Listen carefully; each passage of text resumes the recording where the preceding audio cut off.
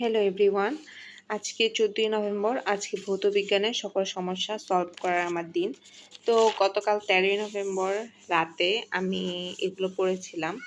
এগুলো হচ্ছে যে 11-12 তারিখে আমি তড়িৎ ও ইলেকট্রনিক্স, বায়ুমণ্ডল, বায়ুমণ্ডল ও অশ্বমণ্ডলের যেগুলো রেখেছিলাম এগুলো মোট মিলে একটা সারসংক্ষেপ লিখলাম। তো ওই সারসংক্ষেপটা আমি যদি আপনাদেরকে দেখাই, বায়ুমণ্ডল, বায়ুমণ্ডল আর এখানে যে মাটির গঠন, এখান থেকে কিন্তু আমাদের বিজ্ঞান ও ভূগোল মিলিয়ে 1 থেকে 2 মার্ক আসবে।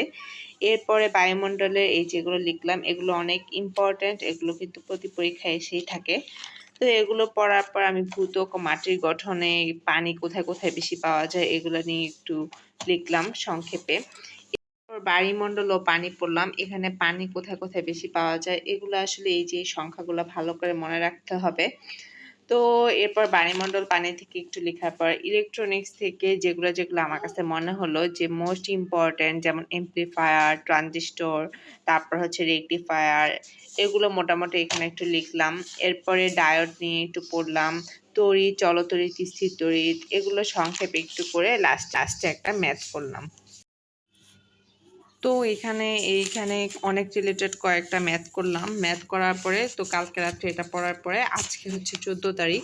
14 তারিখ যদিও সকল সমস্যা সলভ করার কথা, তো এটাও আমার সমস্যার মধ্যে পড়ে। আজকে ইলেকট্রনিক্সের আরও কিছু পড়বো, কারণ এখানে অনেক বড় চ্যাপ্টারটা। সকল বিসিএস এর কোশ্চেন, এই সকল কোশ্চেন আমার বাকি, এগুলো আজকে পড়বো ইনশাল্লাহ। আর কখন কখন পড়ি মোটামুটি দেখানোর চেষ্টা করব যদি পারি সময়। তো হচ্ছে আজকে বিসিএস এর কোশ্চেন পড়ার পরে আমি আজকে 14 তারিখ আমার তড়িৎ ও ইলেকট্রনিক্স, বায়ুমণ্ডল, বায়ুমণ্ডল, অশ্বমণ্ডলের সব শেষ হবে। এরপরে কালকে 15 তারিখে আমি হচ্ছে ভৌত বিজ্ঞানে আরও যত যত আমার কাছে সমস্যা লাগে ওগুলো পড়ে 15 তারিখ রাত থেকে, মানে রাত কিংবা 16 তারিখ থেকে আমি ইনশাল্লাহ জীববিজ্ঞানটা শুরু করব।